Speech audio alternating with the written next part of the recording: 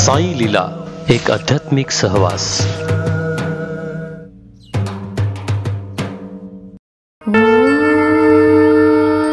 नमो भगवते वासुदेवाय।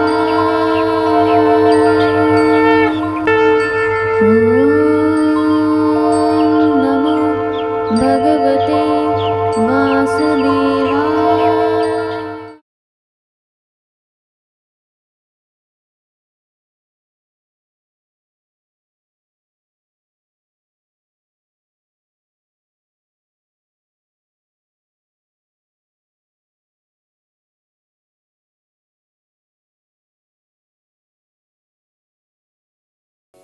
अनंतकोटि ब्रह्मांड नायक राजाधिराज योगिराज परब्रह्म श्री सच्चिदानंद सद्गुरु साईनाथ महाराज की जय।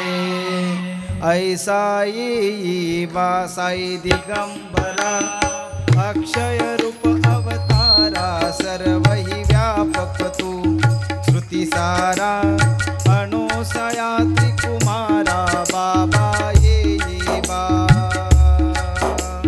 पायी पाहतुका जपमाळा कमंडलो मृगशाला धारण करशिवा नागजटा मुकुट शोभतो माता ऐसा ये बा साई दिगंबरा अक्षय रूप अवतारा सर्वहि व्यापक तू श्रुति सारा अनोसया त्रिकुमारा बाबा ये बा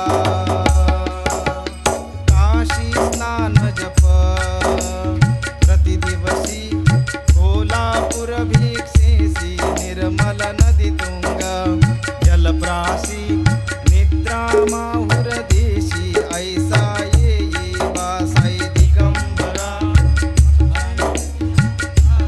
सर्वहि व्यापक तू श्रुति सारा अनोसया त्रिकुमारा बाबा ये बा साई ये बा बाबा ये बा साई ये बा बाबा ये बा साई ये बा बाबा ये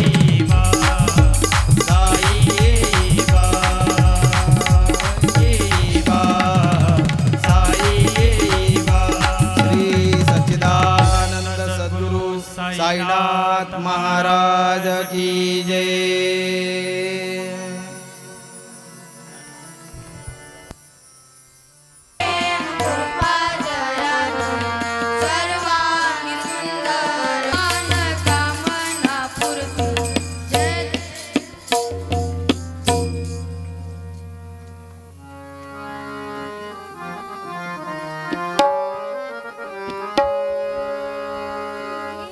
पंचारणी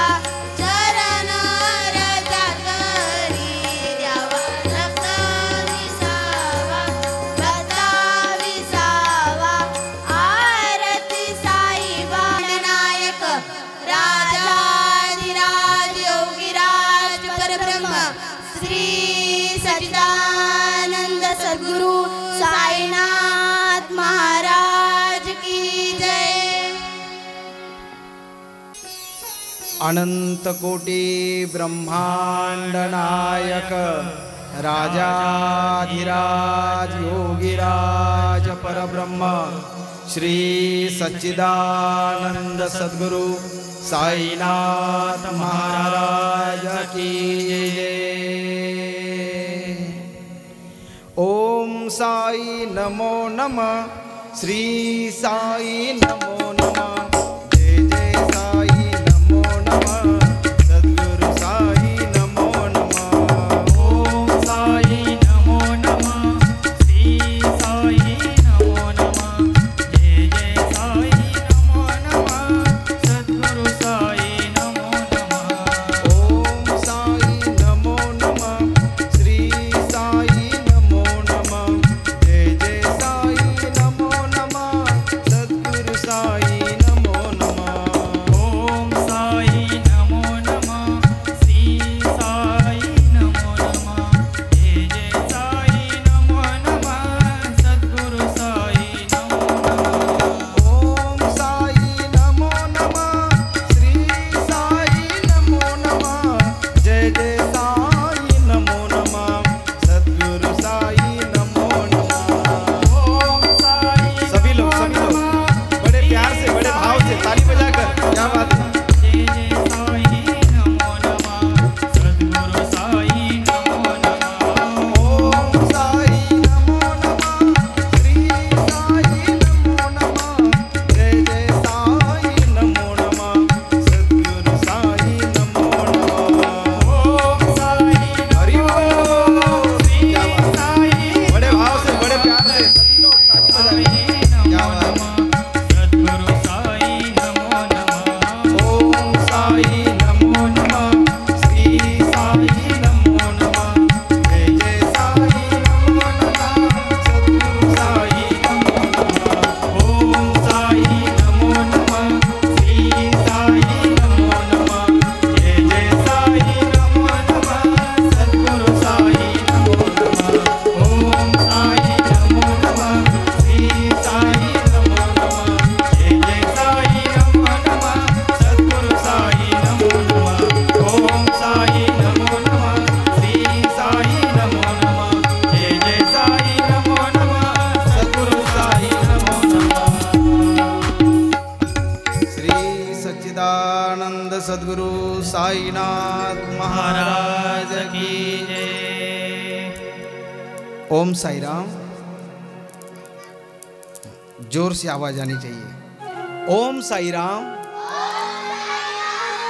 अनंत कोटि ब्रह्मांड नायक राजाधिराज योगीराज परब्रह्म श्री सच्चिदानंद सद्गुरु साईनाथ महाराज बाबांच्या चरित्राची मंगलमय, अतिशय गोड, अतिशय पवित्र, अतिशय दिव्य अशी बाबांच्या चरित्राची कथा श्रावण महिन्याच्या या पवित्र पर्वकालामध्ये साई आश्रया परिवार, ओम साई प्रतिष्ठान शिर्डी, साई आश्रया परिवारामध्ये आपणा सर्व संत सज्जनांच्या साक्षीने साईनाथांच्या पवित्र नगरीमध्ये, शिर्डी या नगरीमध्ये ही पवित्र आणि दिव्य अशी बाबांची कथा श्रावण महिन्याच्या पर्वकालात आपण सर्वजण श्रवण करण्यासाठी या ठिकाणी उपस्थित झालात आणि घर बसल्या आपण सर्वजण साई लीला टीव्ही एक आध्यात्मिक सहवास या साई लीला टीव्हीच्या माध्यमातून घर बसल्या आपण सर्वजण श्रवण करीत असलेले सर्व संत सज्जन मायबाप, आपणाही सर्व संत सज्जनांच्या चरणावर प्रथमतः वंदन करतो आणि 7 दिवस या कथेचा आनंद घेण्यासाठी आपण सर्वजण सर्वांगाचे कान करून अंतकरणपूर्वक, श्रद्धापूर्वक साईनाथांची ही दिव्य अशी कथा श्रवण करावी। तत्पूर्वी सर्व संत महंतांना आणि ग्रामदेवतेला वंदन करून या ठिकाणी आराध्य दैवत गणपती बाप्पांना वंदन करून, शिर्डीचा आराध्य दैवत खंडोबा देव यांना वंदन करून कथेला प्रारंभ करूया। वक्रतुंड महाकाय सूर्यकोटी समप्रभ निर्विघ्नं कुरु मे देव सर्वकार्येषु सर्वदा। ध्यानमूलं गुरुमूर्ति पूजामूलो गुरुपदम् मंत्रमूलं गुरुर्वाक्यम् मोक्षमूलो गुरुकृपा।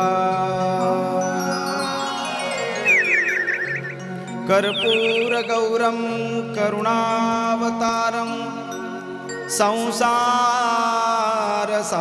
भुजगेन्द्रहारं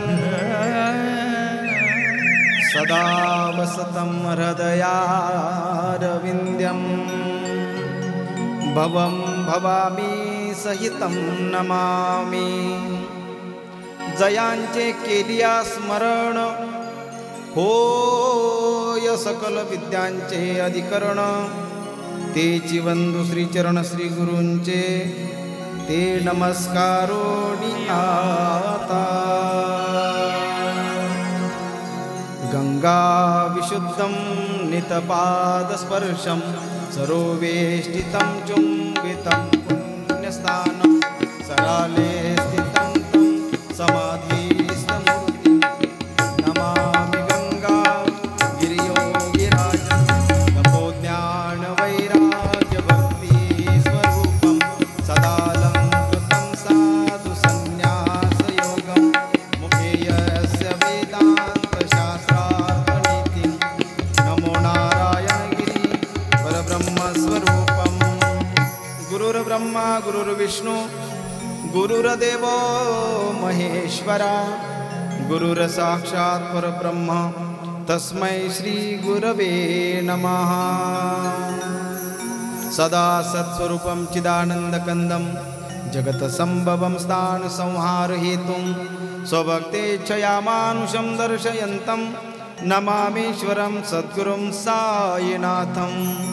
अतुलितबलधामं हेमशैलापदेहं दणोजवनकृशानुदानिनामग्रगण्यं सकलगुणनिधानं वानराणामधीशं रघुपतिप्रियभक्तं वातजातं नमामि।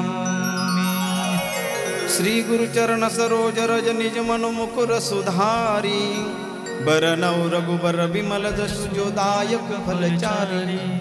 बुद्धिहीन तनु जानिके सुमिरो पवन कुमार बल बुद्धि विद्या देहु मोहि हरेहु कलेश विकार। जय हनुमान ज्ञान गुण सागर जय कपीस तिहु लोक उजागर। रामदूत तुलित बलधामा अंजनी पुत्र पवन सुत नामा। महावीर विक्रम बजरंगी कुमति निवार सुमति के संगी। कंचन बरन विराज सुबेसा कानन कुंडल कुंचित केसा। हाथ वज्र और ध्वजा विराजे कांधे मूंछ जनेऊ साजे। शंकर सुवन केसरी नंदन तेज प्रताप महाजगबंदन। विद्यावान गुणी अति चातुर राम काज करिबे को आतुर। प्रभु चरित्र सुनिबे को रसिया राम लखन सीता मन बसिया। सूक्ष्म रूप धरि सियहि दिखावा विकट रूप धरि लंक जरावा। भीम रूप धरि असुर सहारे रामचंद्र के काज सवारे। लाए सजीवन लखन जियाए श्री रघुबीर हरषि उर लाए। रघुपति कीन्ही बहुत बड़ाई तुम मम प्रिय भरत सम भाई। सहस्रवदन तुम रोज सगावे अस कई श्रीपति कंठ लगावे। सनकादिक ब्रह्मादि मुनीसा नारद सारद सहित अहिंसा। जब कुबेर दिक्पाल जहाते कवि कोविद कहि सके कहाते। तुम उपकार सुग्रीवहि किन्ना राम मिलाय राजपद दीन्ना। तुमरो मंत्र विभीषण माना लंकेश्वर भय सब जग जाना। युग सहस्र जो जन पर भानु दिल्योताई मधुर फल जानु। प्रभु मोद्रिका मिली मुखमाई जलदिलांगी गए अचर जनाई दुर्गम काज जगत के जेते सुगम अनुग्रह तुम्हारे राम दुआरे तुम रखवारे होत ना क्या बिनु पैसारे सब सुख लहे तुम्हारी सरना तुम रक्षक खाहू को डरना आपन तेज समारो आपे तीनों लोक हाक से कापे भूत पिशाच निकट नहीं आवे महावीर जब नाम सुनावे नासे रोग हरे सब पीरा जपत निरंतर हनुमत वीरा संकट ते हनुमान छुड़ावे मन क्रम वचन ध्यान जो लावे सब पर राम तपस्वी राजा जिनके काज सकल तुम साजा और मनोरथ जो कोई लावे सोई अमित जीवन फल पावे चारों जुग परताप तुम्हारा है प्रसिद्ध जगत उजियारा साधु संत के तुम रखवारे असुर निकंदन राम दुलारे अष्ट सिद्धि नौ निधि के दाता असबर दीन जानकी माता राम रसायन तुम्हारे पासा सदा रहो रघुपति के दासा तुम्हारे भजन राम को पावे जन्म जन्म के दुख बिसरावे अंत काल रघुबर पुर जाई जहाँ जन्म हरि भक्त कहाई और देवता कीर्तन धरई हनुमत से सर्व सुख करई संकट कटे मिटे सब पीरा जो सुमिरे हनुमत बलबीरा जय जय जय हनुमान गोसाई कृपा करौ गुरुदेव की नाई जो सत बार पाठ कर कोई छुटई बंदी महासुख होई जो यह पढ़े हनुमान चालीसा होय सिद्धि साखी गौरीसा तुलसीदास सदा हरि चेरा कीजे नाथ हृदय मडेरा पवन तनय संकट हरण मंगल मूर्ति राम लखन सीता सहित हृदय बसहु सुरभु सियावर रामचंद्र की जय उमापति महादेव की जय पवन सुत हनुमान की जय बोल रे भाई सब संतन की जय सच्चिदानंद सद्गुरु साईनाथ महाराज की जय अनंत कोटी ब्रह्मांड नायक राजाधिराज योगीराज परब्रह्म श्री सच्चिदानंद सद्गुरु साईनाथ महाराज बाबांच्या चरित्राची दिव्य अशी कथा आपण श्रवण करीत आहात. आपण घर बसल्या श्रवण करणारे अतिशय भाग्यवान आहात. न जाणो कोण्या जन्माचं तुम्ही पुण्य केलंय आणि म्हणूनच तर आज आपण अगदी सोफ्यावर बसल्या बसल्या घर बसल्या आपल्या आवडत्या साई लीला टीव्हीच्या माध्यमातून बाबांची ही दिव्य कथा आपण श्रवण करीत आहात. सांगून जातो तुम्हाला, संतांची कथा, देवाची कथा, तीही श्रावण महिन्याच्या पर्वकालात आपल्या या कानाच्या महाद्वारातून हृदयरूपी मंदिरामध्ये या चरित्रातील एक एक शब्द त्या मंदिरामध्ये प्रवेश करणार आहे. खरंच या शरीराचं भाग्य तरी किती, कारण आपले हात त्यावेळेस पवित्र होतात ज्या वेळेस या हाताने आपण भगवंताचं कार्य करू. आपले हात त्यावेळेस पवित्र होतात ज्यावेळेस या हाताने आपण दान देऊ. हस्तम पवित्रम यदि दान पुण्याः. पाय कधी पवित्र होतात? पादो पवित्र यदि तीर्थयात्रा. पाय त्यावेळेस पवित्र होतात ज्या वेळेस या पायाने तुम्ही तीर्थयात्रा कराल. भगवंताच्या कार्यासाठी तुमचं एक पाऊल ज्यावेळेस पडेल ना, समजावं सत्कार्यासाठी आपलं पडलेलं पहिलं पाऊल, समजावं आपले पाय पवित्र झाले. दानाने हात पवित्र झाले, तीर्थयात्रा केल्याने किंवा सत्कर्म करण्यासाठी तुमचे पाय जर झिजले, पंढरीची शिर्डीची वारी करताना जर तुमचे पाय झिजले, समजावं त्या पायाचं काय झालं.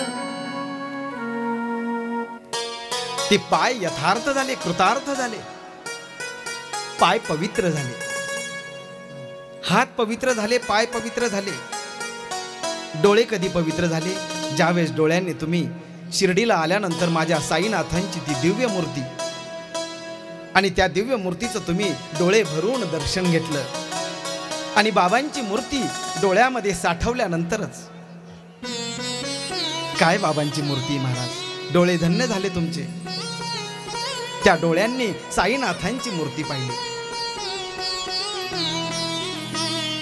कारण बाबांची मूर्तीच अलौकिक आहे. कितीही दुःखी कष्टी झालेला साई भक्त ज्यावेळेस शिर्डीत येतो ना, त्यावेळेस माझ्या साईनाथांच्या दिव्य अशा त्या मूर्तीकडे पाहिल्यानंतर आणि बाबांची ती करुणा दृष्टी एकदा आपल्या या नासक्या तुसक्या देहावर पडली रे पडली की या देहाचं कल्याण झालंच म्हणून समजा. आणि आपल्या या चर्मचक्षुने त्या साईनाथांच्या दिव्य मूर्तीचं दर्शन घेतलं रे घेतलं, समजावं आपले चर्मचक्षु धन्य झाले. काय मूर्ती बाबांची, साई तुझ्या मूर्ती वाणी या जगात मूर्ती नाही. एका गीतकाराचे भाव आहेत, फार गोड आहे, फार गोड आहे. साई तुझ्या मूर्ती वाणी या जगात मूर्ती नाही. अनमोल जन्म दिला तू साई, तुझे उपकार फिटणार नाही. अनमोल जन्म दिला तू साई, तुझे उपकार फिटणार नाही. अनमोल जन्म दिला तू साई, तुझे उपकार फिटणार नाही. अनमोल जन्म दिला तू साई, तुझे उपकार फिटणार नाही. ओ साई तुझ्या मूर्ती वाणी या जगात मूर्ती नाही. साई तुझ्या मूर्ती वाणी या जगात मूर्ती नाही. बोलिए सद्गुरु साईनाथ महाराज की. अनमोल जन्म दिला तू साई, तुझे उपकार फिटणार नाही. अनमोल जन्म दिला तू साई, तुझे उपकार फिटणार नाही. अनमोल जन्म दिला तू साई, तुझे उपकार फिटणार नाही. अनमोल जन्म दिला तू साई, तुझे उपकार फिटणार नाही. हरी बोल. क्या बात है.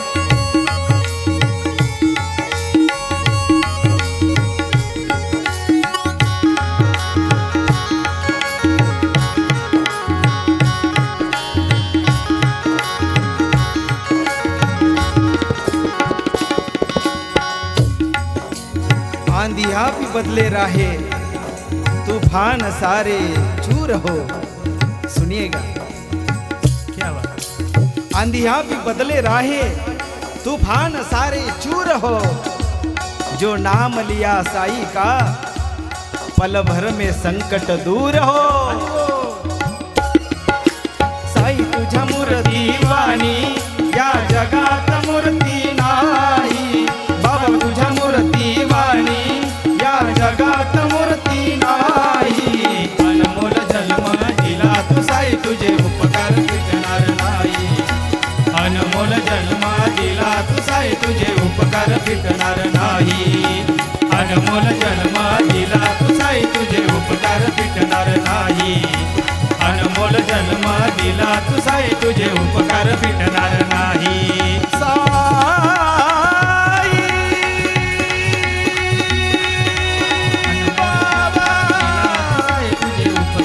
मेरे साई बाबा, मेरे साई बाबा, अनमोल जन्म दिला तू साई, तुझे उपकार फिटणार नाही. अनमोल जन्म दिला तू साई, तुझे उपकार फिटणार नाही. अनमोल जन्म दिला तू साई, तुझे उपकार फिटणार. श्री सच्चिदानंद सद्गुरु साईनाथ महाराज की जय. साईंची मूर्ती दिव्य आहे महाराज. साईनाथांची दिव्य मूर्ती. बाबांच्या या मूर्तीची सुद्धा गोड कथा आहे. साई सच्चरित्र पारायण आजपासून प्रारंभ झालं. बाबांच्या मूर्तीची कथाही तुम्हाला सांगेल. साई चरित्रामध्ये त्याची नोंद नाही आहे, कारण बाबांची समाधी झाल्यानंतर, बाबांची समाधी झाली 1918ला. साई बाबा शिर्डीत आले तर कमीत कमी अंदाजे 60 वर्ष बाबा शिर्डीमध्ये राहिले. साई सच्चरित्र पारायण आणि या पारायणासाठी बसलेले सर्व साई आश्रया परिवारातील सर्व सदस्य, साई भक्त, सर्वांच्या चरणावर वंदन आहे. आपण भाग्यवान आहात. बाबांचं चरित्र आपण, ज्यांना वाचता येत नाही ते श्रवण करीत आहेत, ज्यांना लिहिता वाचता येतं ते बाबांचं चरित्र वाचतायत. काय बाबांचं चरित्र?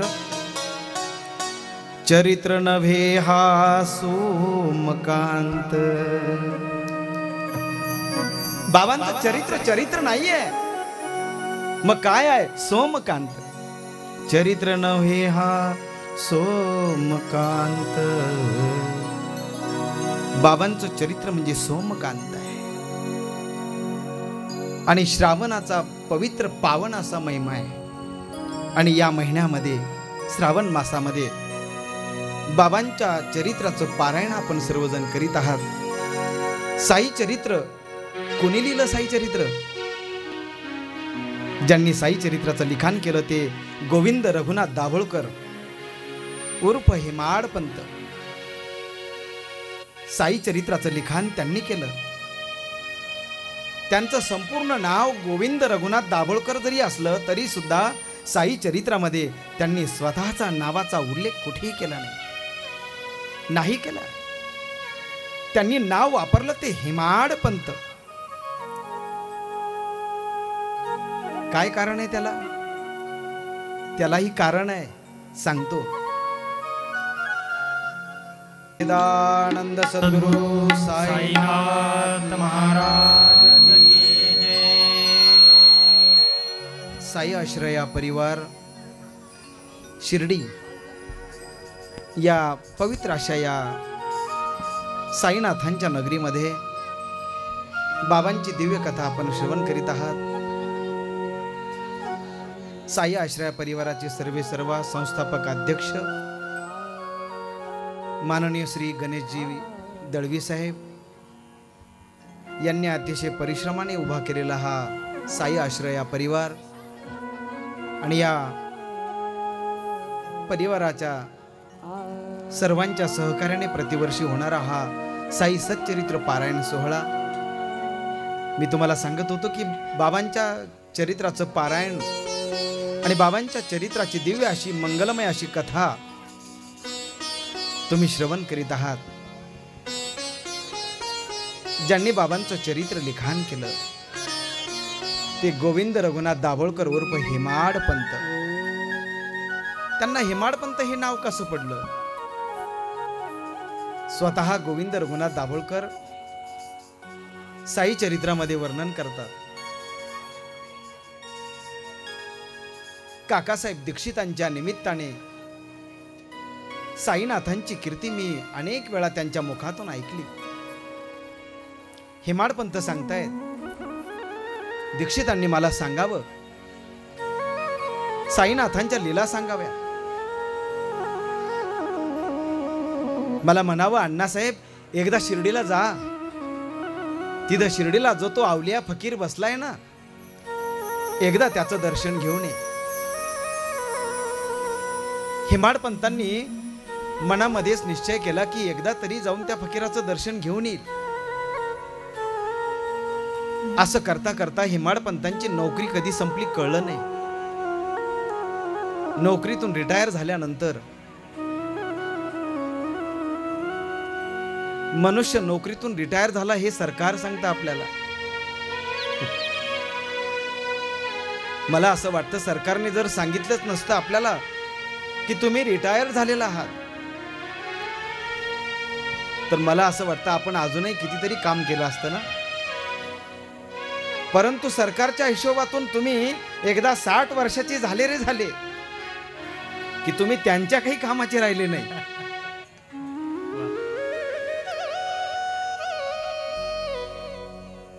आपल्याला आयुष्य दिलंय 100 वर्षाचं.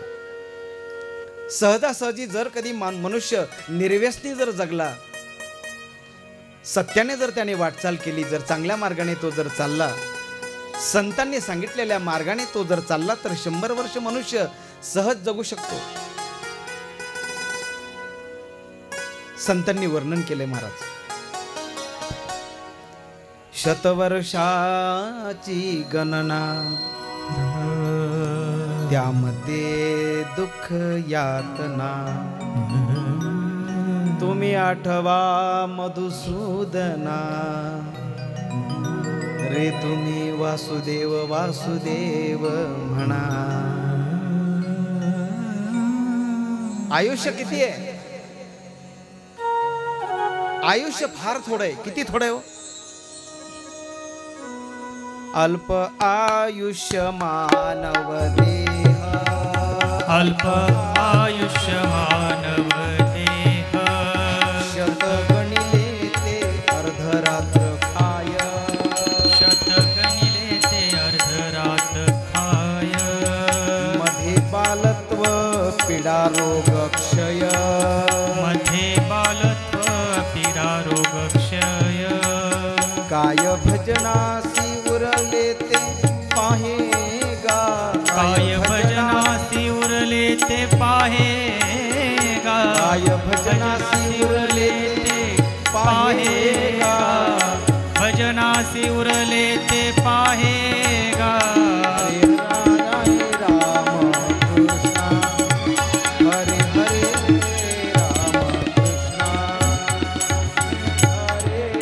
राम कृष्ण, हरे हरे राम कृष्ण.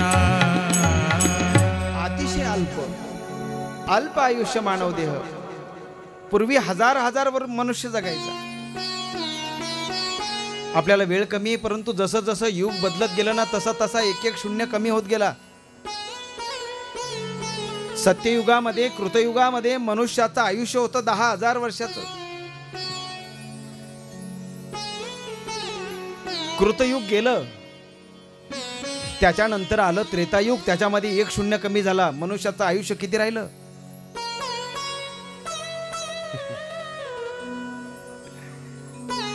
असे शून्य निघत गेले, कमी कमी होत गेले. 1 लाखाचं आयुष्य, परंतु 10,000 झालं, नंतर 1000 झालं आणि नंतर 100वर आलं. आता जर शून्य कमी झाला तर अवघड आहे. कृतयुगामध्ये 1 लाख वर्षाचं होतं ना, त्रेतामध्ये 10,000 वर्षाचं, द्वापारामध्ये 1000 वर्ष, आणि द्वापारानंतर आलं ते कलियुग. कलियुगामध्ये 100 वर्षाची गणना, 100 वर्षाचं आयुष्य. हे माडपंत रिटायर झाले. रिटायर झाल्यानंतर त्यांना चिंता वाटू लागली.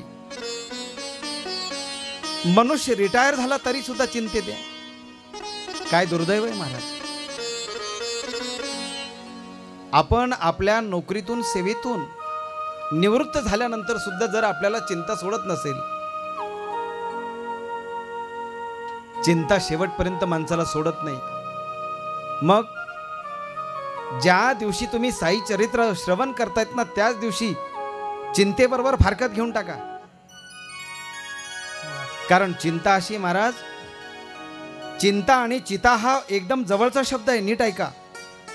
चिंता आणि चिता एका अनुस्वाराचा फरक आहे फक्त. चिंता चिता समख्याता बिंदू मात्रा विशेषता. सजीवम दहते चिंता, निर्जीवम दहते चिता. निर्जीव माणसाला चिता जाळते आणि सजीव माणसाला चिंता जाळते. लक्षात घ्या. याच्याकरता चिंता करू नका. चिंता काय? कारण आमचा भरोसा नाही, विश्वास नाहीये, आमची श्रद्धा नाहीये. कुणावर? ज्याने आम्हाला जन्माला घातलं ना, त्याच्यावर आमची श्रद्धा नाहीये, त्याच्यावर आमचा भरोसा नाहीये, त्याच्यावर आमचा विश्वास नाहीये. विश्वास काय आहे? विश्वास हा अध्यात्माचा पहिला पाया आहे. संसारामध्ये, परमार्थामध्ये जर विश्वास नसेल तर मला असं वाटतं परमार्थही धड होत नाही आणि संसारसुद्धा धड होत नाही. कारण एकदा विश्वास नसला की संशय आला. आणि संशय ही अशी गोष्ट आहे, अर्जुनाच्या मनामध्ये संशय आला आणि संशय आल्यामुळं काय झालं, हातातलं गांडीव धनुष्य खाली पडून गेलं. कुरुक्षेत्रावर अर्जुनाची मती गुंग झाली. आणि मग त्याचा परिणाम काय झाला? हे तर योग चांगलेत अर्जुनाचे की अर्जुनाला भगवान श्रीकृष्णासारखा मार्गदर्शक मिळाला आणि भगवान श्रीकृष्णाने त्याच्यातला संशय काढून टाकला. एकदा माणसाचा संशय जळून गेला, एकदा माणसाचा संशय संपला रे संपला की परमार्थाची वाट ही सुकर होते. संशय सबको खात है, संशय सबका पीर, संशय सबको खात है, संशय सबका पीर, संशय की जो फाकी करे उसका नाम फकीर. संशय सबको खात है, संशय सबका पीर, संशय की जो फाकी करे उसी का नाम फकीर. क्या बात. काकासाहेब दीक्षितांनी हेमाडपंतांना सांगावं, जा एकदा शिर्डीला आणि त्या शिर्डीतल्या अवलिया फकीराला भेटून ये एकदा. मग त्याला भेटल्यानंतर तुझी चिंता जळून जाईल आणि एकदा तुझी चिंता गेली रे गेली अण्णासाहेब, तू निश्चिंत होशील. आता तू नोकरीमधून निवृत्त झाल्यानंतर देखील तुला चिंता सतावते. हो, मला जर नोकरी लागली तर बरं होईल. अरे जा त्या शिर्डीच्या अवलिया फकीराकडं आणि मग त्याच्याकडे गेल्यानंतर त्याच्याकडे मागून तर पहा एकदा. शिर्डी सजाचे लागतील पाय, टळतिया पाय सर्व त्यांचे. अरे बाबा, शिर्डीला जर कधी नुसता पाय जरी लागला या शिर्डीच्या भूमीला तर टळती अपाय सर्व त्यांचे. माझ्या समाधीची पायरी चढेल, दुःख हे हरेल सर्व त्यांचे. साईनाथांची 11 वचने आहेत. हेमाडपंत हे नाव ऐकत होते. एकदा तरी जावं शिर्डीला त्या अवल्या फकीराचं दर्शन घ्यावं, नाहीतरी आयुष्यामध्ये मला गुरु करताच नाही आला. दीक्षितांनी सांगितलं, जा त्या शिर्डीच्या अवल्या फकीराच्या चरणावर लोटांगण घे. असा विचार चालू आहे मनामध्ये. तोच लोणावळ्याचा हेमाडपंतांचा म्हणजे गोविंद रघुनाथ दाभोळकर यांचा एक मित्र,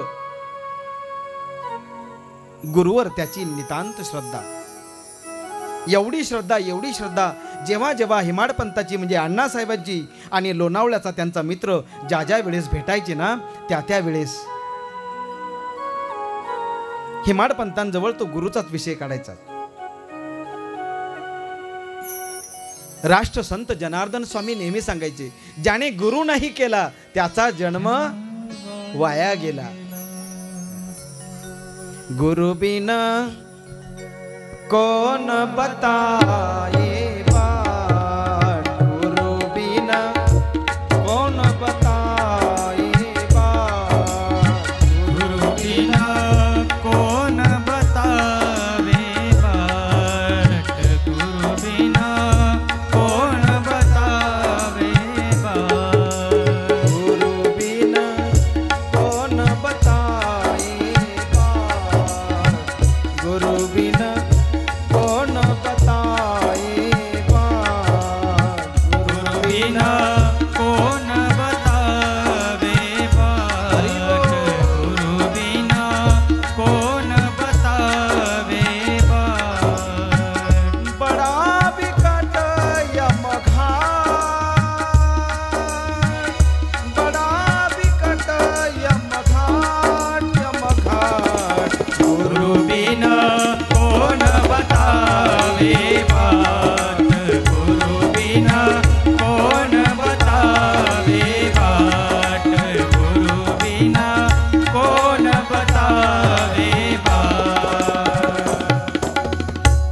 गुरुदेव भगवान की जय। बिन कौन बताए बात, गुरु बिन कौन बताए बात।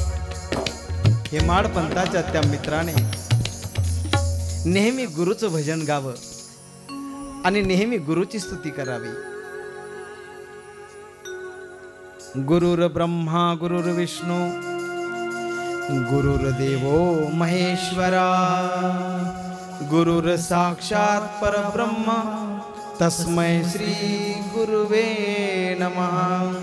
श्री गुरु सारी खा हस्ता पाठी राखा, श्री गुरु सारी खा हस्ता पाठी राखा। श्री गुरु सारी खा हस्ता पाठी राखा। श्री गुरु सारी खा हस्ता पाठी राखा। इतराचा लेखा कोण करी, इतरांचा लेखा कोण करी, इतराचा लेखा कोण करी, इतरांचा लेखा कोण करी। श्री गुरु सारी खा हस्ता पाठी राखा, श्री गुरु सारी खा हस्ता पाठी राखा। श्री गुरु सारी खा हस्ता पाठी राखा। श्री गुरु सारिका आस्था पाठी राखा, इतराचा लेखा कोण करी। राजयाची कांता काय भिक मागी, मनाची आजोगे सिद्धी पावे। कल्पतरू तळबटी जो कोणी बैसला, कायवान त्याला सांगा जोजी। कल्पतरूच्या झाडाखाली जो कोणी बैसला, त्याला कशाची वाणवाय। श्री गुरुरूपी कल्पतरू ज्याच्या आयुष्यामध्ये आला, ज्याने गुरुवर निष्ठा ठेवली, ज्याने गुरुवर श्रद्धा ठेवली, समझो उनकी नाव किनारे लग गई। नाव किनारे लगा प्रभुजी, नाव किनारे लगा। हेमाड पंतांचा तो मित्र होता ना, त्याची गुरुवर नितांत श्रद्धा, परंतु त्याचा एकुलता एक मुलगा आजारी पडला आणि तो आजारी पडलेला मुलगा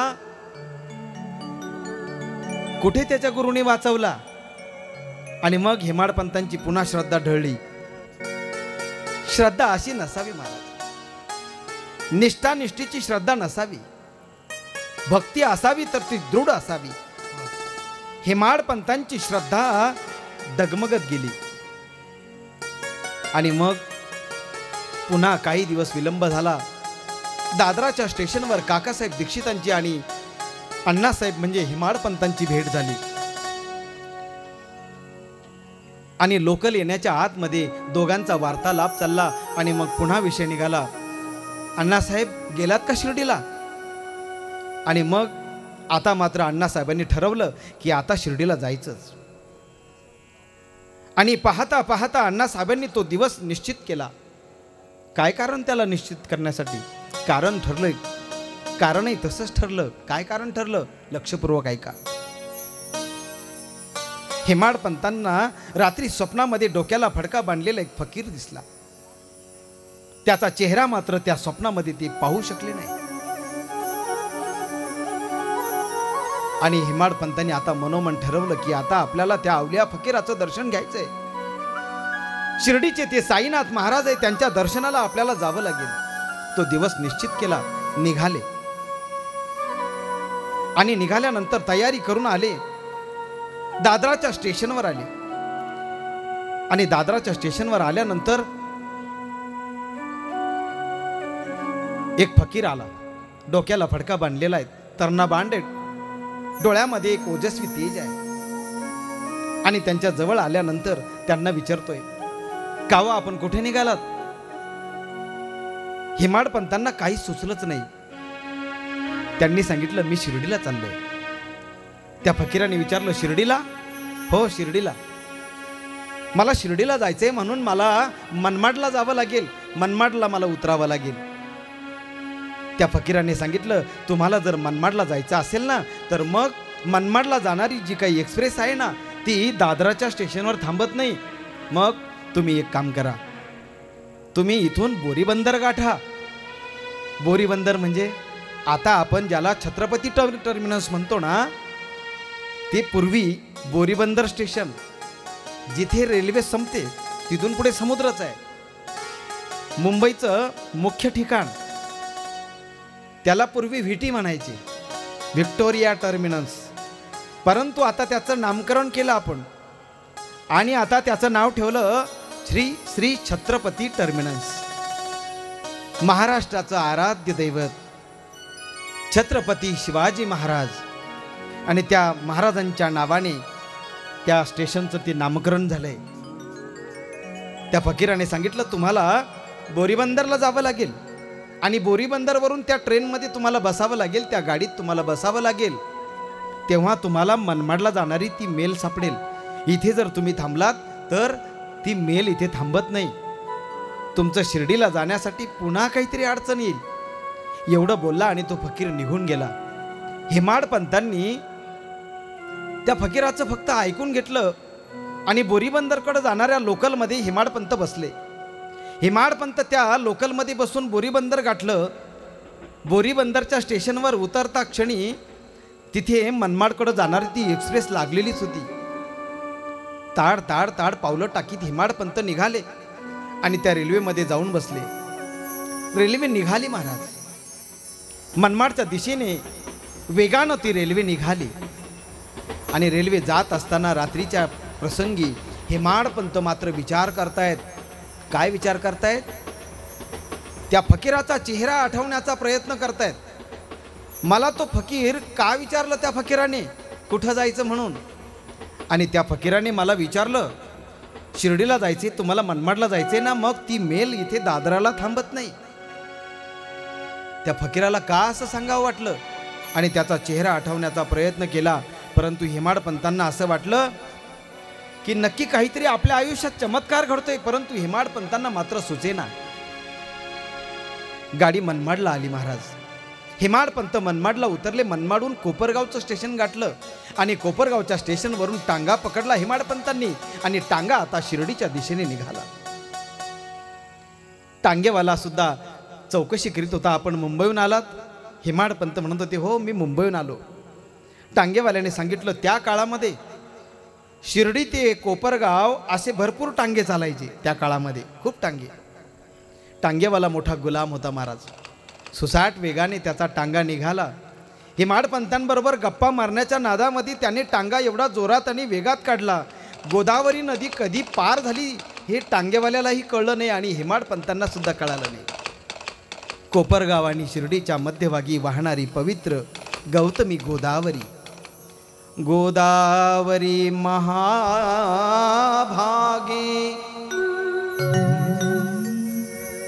गोदावरी ही महाभाग्यवानांनाच लाभते बरं का.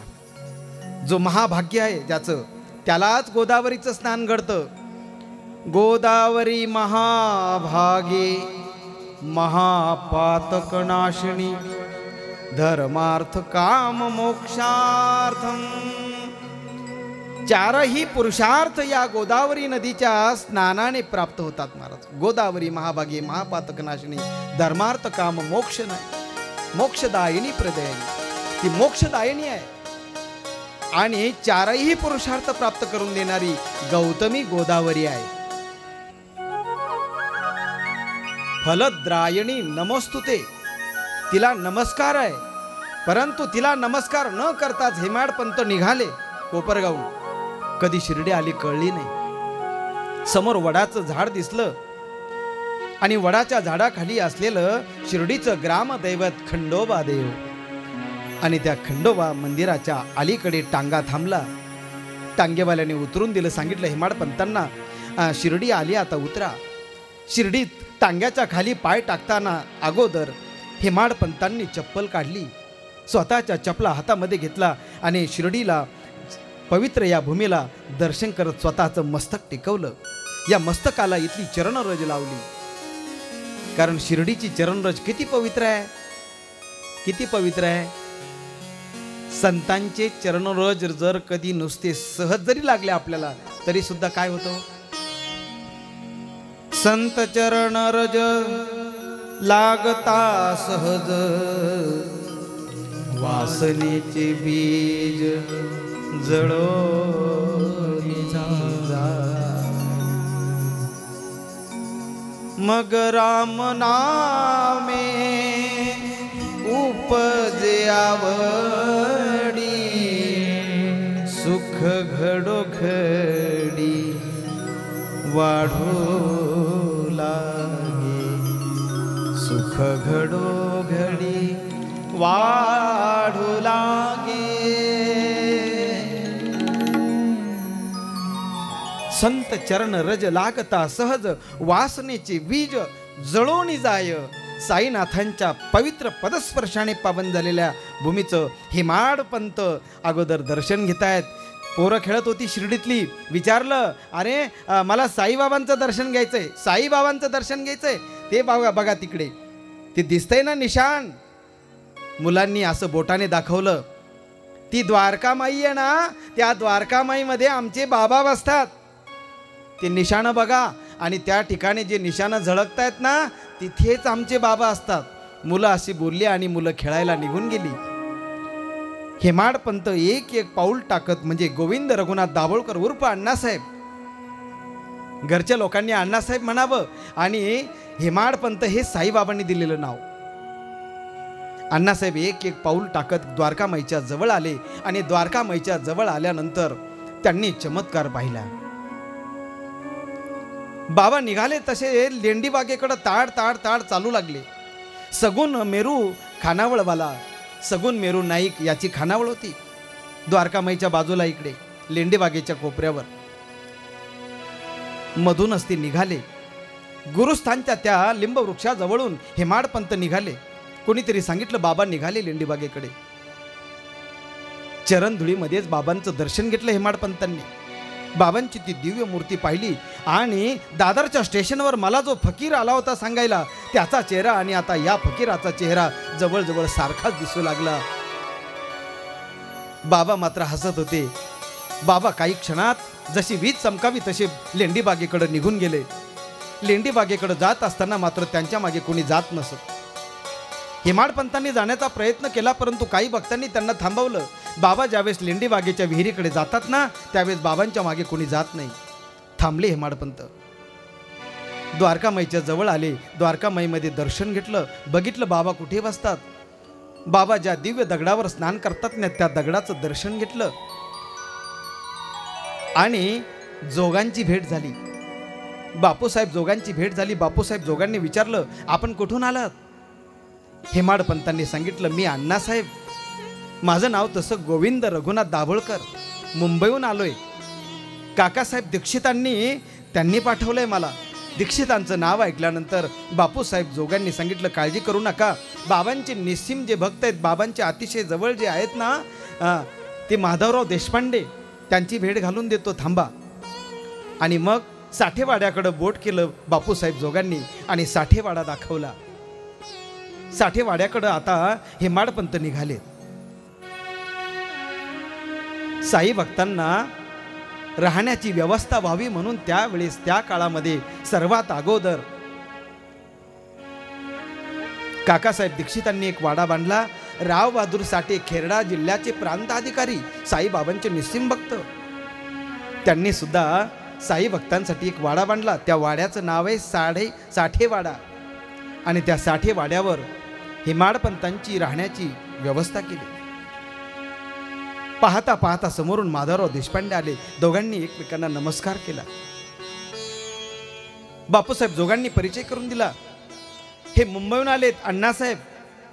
आणि ओळख झाल्यानंतर माधवराव देशपांडेंनी आलिंगन दिलं. हेमाडपंत मात्र माधवराव देशपांडे यांना पाहून फार खुश झाले. आनंद वाटला. जणू काही अनेक वर्षाची आपली भेट आहे. अनेक वर्षापासून आपण मित्र आहोत. माधवराव देशपांडे यांनी हेमाडपंतांचं मनगट पकडलं आणि चला बिराडी चला. साठेवाड्यावर तुमची व्यवस्था केली आहे. असं बोलत बोलत दोघं गप्पा मारत गेले. संध्याकाळच्या आरतीच्या वेळेस साईनाथांचं तुमची भेट होईल, तोपर्यंत विश्राम करा. हेमाडपंत म्हटले, आता शिर्डीत आल्यानंतर कशाचा विश्राम? कारण शिर्डीत आल्यानंतर तुमचा सगळा थकवा आपोआप जातो. अनेक साई भक्तांचा हा अनुभव आहे. कितीही लांबून माणूस प्रवास करून येऊ द्या, पण शिर्डीत एकदा आला रे आला आणि बाबांचा तो दिव्य असा कळस बघितला रे बघितला, शिर्डीच्या नगरीची ती धावपळ बघितली, सगळी साई भक्तांची मांदियाळी एकदा बघितली रे बघितली, का साई भक्तांचा थकवा गेलाच म्हणून समजा. कशाचे झोपता? बिराडी गेले, कपडे बदलले, त्यांनी हातपाय तोंड धुतलं आणि दुपारच्या प्रहरी सहज द्वारकामाईकडे चक्कर मारावं म्हणून पुन्हा हेमाडपंतांना कशाची झोप येते हो, आले द्वारकामाईकडं.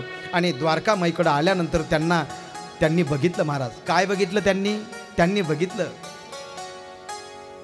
ब्रह्मांड नायक, या जगाचा चालक मालक, जो स्वतः साईनाथांचा अवतार घेऊन आलाय.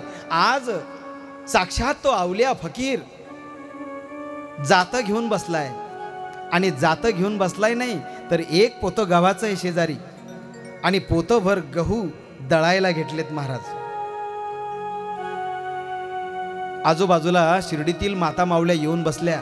बाबा एकटेच दळतायत म्हटल्यानंतर त्या माता मावल्या बाबांना मदत करण्यासाठी जवळ येऊन बसल्या. आज मात्र हेमाडपंतांच्या डोळ्यामध्ये अश्रू तरळले. हेमाडपंत विचार करतायत का मी आतापर्यंत जात्यावर दळणारा संत कोणी पाहिला नाही, आज मी प्रथमतः जात्यावर दळणारा संत पाहतोय. मला चांगलं आठवतंय, मी जात्यावर दळणाऱ्या एका संताचं नाव ऐकलंय आणि ती संत आहेत संत जनाबाई. का ज्या जनाबाईंनी जात्यावर दळण दळावं आणि स्वतः पांडुरंग परमात्म्याने यावं आणि पांडुरंग परमात्म्याने त्या जनाबाईला दळण दळू लागावं. काय अधिकार आहे महाराज. भक्तीमुळे एवढा अधिकार होतो, एवढा अधिकार प्राप्त होतो भक्तीमुळं, की जगाचा बाप, जगाचा नायक, या सृष्टीचा सृजनहार तुमच्या घरी येतो महाराज, तुमच्या जवळ येतो. नवे नवे मागे पुढे उभा राहे सांभाळीत, आलिया आघात निवाराया. आणि पाहता पाहता बाबा दळायला लागले. माता मावल्यांनी सांगितलं, बाबा तुम्ही सरका बाजूला, आता आम्ही दळू. बाबांनी सांगितलं, फक्त मी हात लावतो. जसं पांडुरंग परमात्म्याने जनाबाईला म्हणावं की तू फक्त हात लाव जणे, मी सगळं काम करतो. आणि पांडुरंग परमात्म्याने भल्या पहाटे दळायला लागावं. आज तोच प्रसंग, तेच दृश्य आज मी माझ्या डोळ्याने पाहतोय. हेमाडपंतांना तो प्रसंग आठवतोय आणि जनाबाईचं जातं देखील आठवते महाराज.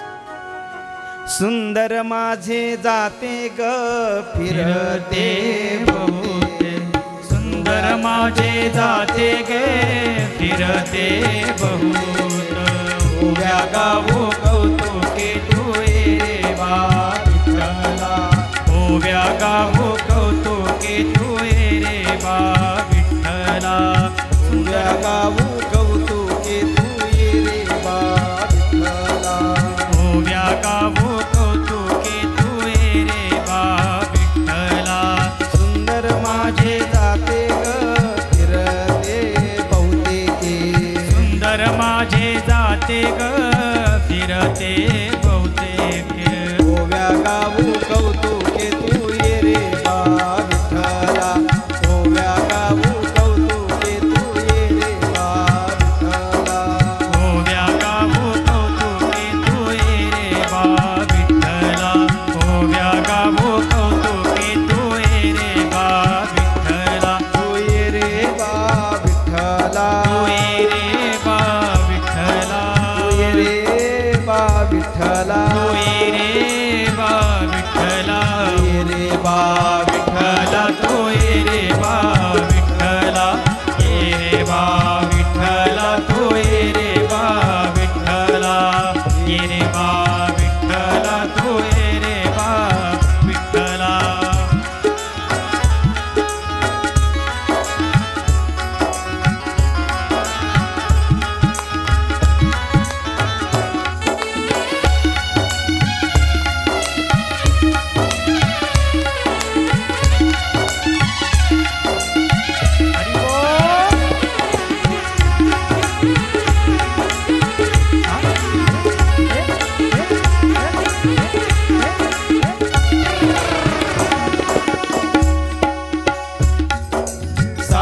आणि सासरा धीर तो तिसरा सासू आणि सासरा धीर तो तिसरा सासू आणि सासरा धीर तो तिसरा सासू आणि सासरा धीर तो तिसरा ओव्या गाऊ भ्रातारा तू ये रे बा विठ्ठला ओव्या गाऊ भ्रातारा तू ये रे बा विठ्ठला ओव्या गाऊ भ्रातारा तू ये रे बा विठ्ठला ओव्या गाऊ भ्रातारा तू ये रे बा विठ्ठला तू ये रे बा विठ्ठला रे बा विठ्ठला तू ये रे बा विठ्ठला रे बा विठ्ठला ए ओव्या गाऊ कौतुके तू ये रे बा विठ्ठला ओव्या गाऊ कौतुके तू ये रे बा विठ्ठला ओव्या गाऊ कौतुके तू ये रे बा विठ्ठला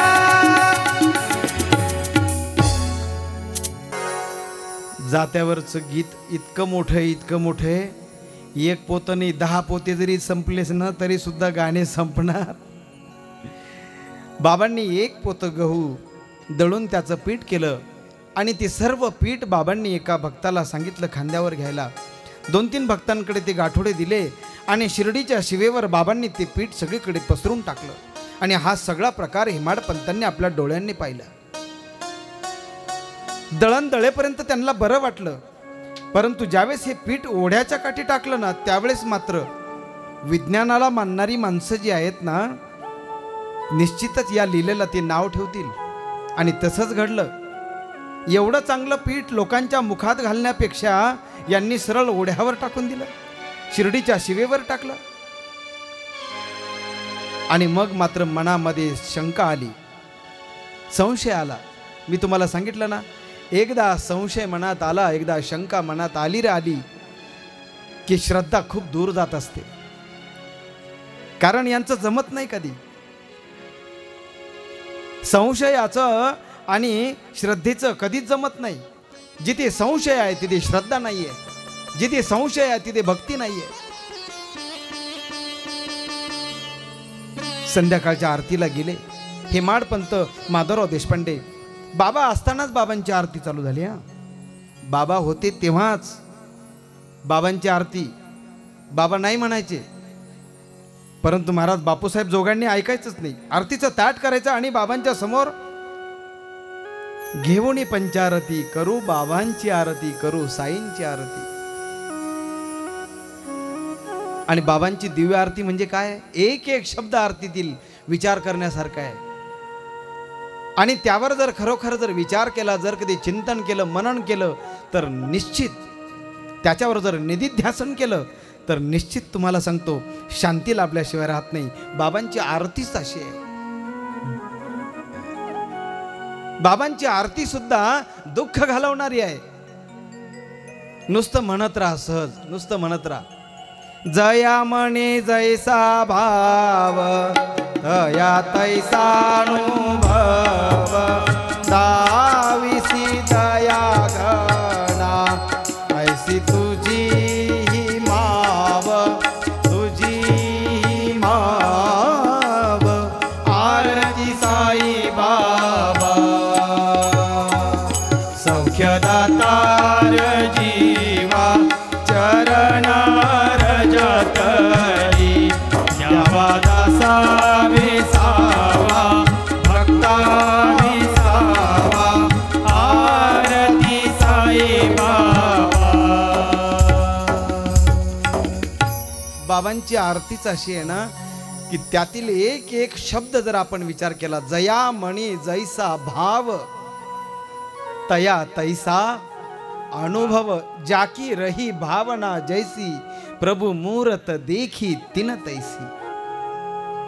आपकी भावना जैसी हो वैसी ही दृष्टि हो, जैसी दृष्टि हो बस सृष्टि ही वैसी ही दिखती है. साई आश्रया परिवार पाहण्यासाठी चर्मचक्षुची गरज नाहीये. दिव्य दृष्टी ज्याला आहे ना त्याला हा साई आश्रया परिवार दिसेल. कोणालाही दिसणार नाही हा आश्रम. सहज डोळ्यांनी दिसणारा आश्रम हा नाही आहे. आम्ही तर आश्रम ही संज्ञा देतो, परंतु ही संज्ञा सुद्धा आम्हाला देऊ देत नाही. आमच्या संस्थेचे या साई आश्रया परिवाराचे सर्वे सर्वा श्री गणेशजी दळवी साहेब ते नेहमी सांगतात की महाराज हा काही आश्रम वगैरे काही नाही हो, आणि अनाथ आश्रम तर म्हणूच नका म्हणतात. कारण हा अनाथ आश्रम नाहीये, जिथे साईंनी स्वतः आश्रय दिलाय तो साई आश्रया हा परिवार आहे. कोणता परिवार आहे? साई आश्रया. साक्षात साईंनीच जणू काही बुद्धी त्यांना दिली, आणि रस्त्यावर फिरणारे असतील, अनाथ असतील, आपल्या माणसांनी ज्यांना दूर केलेलं असेल, म्हातारी असो, लहान मुलं असो, कोणी असो, यांना आश्रय या ठिकाणी मिळाला. गणेश भाऊंच्या निमित्ताने साईनाथांनी त्यांना दिलेली ही बुद्धी आहे, आणि एवढं मोठं दिव्य काम या आश्रमाचं या ठिकाणी उभं राहिलं.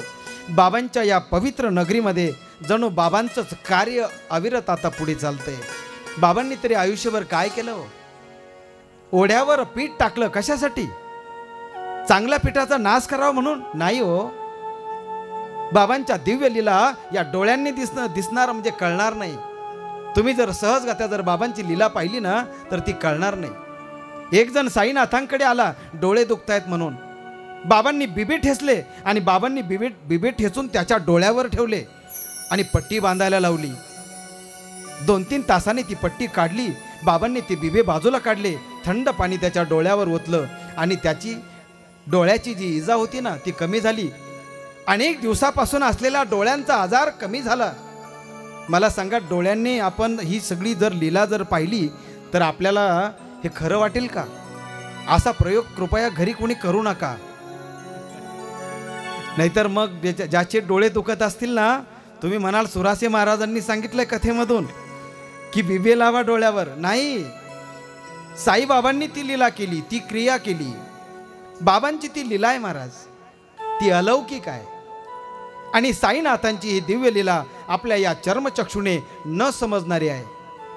म्हणून ओढ्यावर टाकलेलं पीठ सुद्धा आम्हाला कसं कळेल का टाकलं म्हणून. आणि तीच गडबड झाली हिमाडपंतांची. हिमाडपंत संध्याकाळी म्हणजे आरती झाल्यानंतर, बिराडे आल्यानंतर माधवराव देशपांडेची चर्चा करतायत. मला एक शंका आली, साईनाथांनी एवढं एक पोतं गव्हाचं पीठ ओढ्यावर टाकून काय मिळालं त्यांना? माधवराव देशपांडे हसायला लागले, आणि हसता हसता सांगतायत, अण्णासाहेब तुम्ही शिर्डीत प्रथम आला, अजूनपर्यंत तुम्हाला साईनाथांच्या दिव्य लीलांची महती तुम्हाला माहिती नाहीये. तुम्ही अजून बाबांच्या लीला तुम्ही अनुभवलेल्या नाहीयेत. तुम्हाला हळूहळू या सगळ्या गोष्टीची उकल होईल, याची जाण तुम्हाला होईल, पण त्याला वेळ लागेल. अण्णासाहेब, बाबांनी गव्हाचं पीठ हे शिर्डीच्या शिवेवर टाकलं, त्याला फक्त एकच कारण आहे. कारण गेल्या काही दिवसापासून आपल्या परिसरामध्ये, शिर्डी परिसरामध्ये हैजा नावाचा रोगाने थैमान घातलंय, आणि त्या हैजा रोगावर प्रबंध घालण्यासाठी, प्रतिबंध करण्यासाठी माझ्या साईनाथांनी पायबंद घातलाय. त्या रोगाला आवरलंय. शिर्डीच्या शिवेवरच त्या रोगाने थांबावं, तिथूनच त्याने माघारी जावं. या शिर्डीच्या क्षेत्रामध्ये त्या हैजा नावाच्या रोगाने येऊ नये याच्याकरता बाबांनी केलेली ही अटकळ आहे. सगळीकडे कोरोनाने थैमान गाठलं, परंतु शिर्डीमध्ये मात्र त्याची हिंमत झाली नाही महाराज.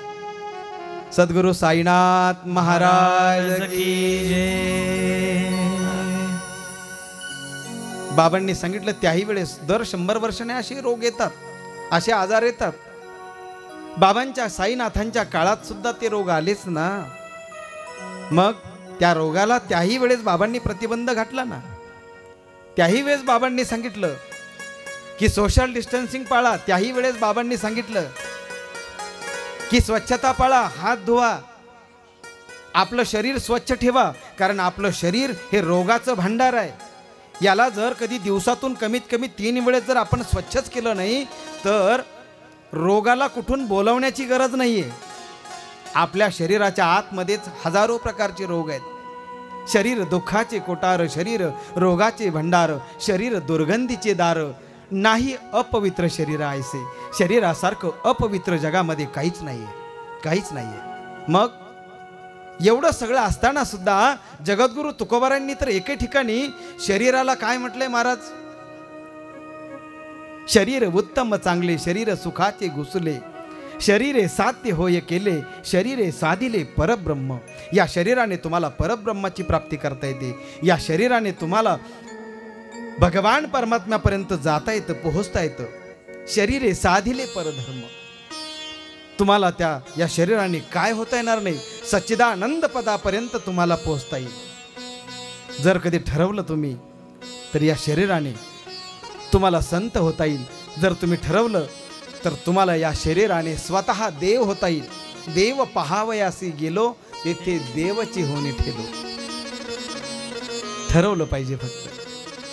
हेमाडपंत शंका उपस्थित करतात माधवराव देशपांडेंजवळ, आणि माधवराव देशपांडे त्या शंकेचं निरसन करतायत. बाबांनी त्या रोगाला थांबवलंय तिथेच. सकाळी आले महाराज. द्वारिकामाईमध्ये बाबा बसलेले होते आणि बाबा निवांत भिंतीकडे पाठ करून बसायचे. दक्षिणेकडे बाबांचं मुख असायचं. बाबांच्या समोर बरोबर अग्नी नारायण प्रगट झालेला असायचा. बाबांनी त्या ठिकाणी धुनी चालू केलेली होती आणि बाबांचा चेहरा दक्षिणेकडे, बाबा त्या अग्निदेव नारायणाकडे बघत बसायचे.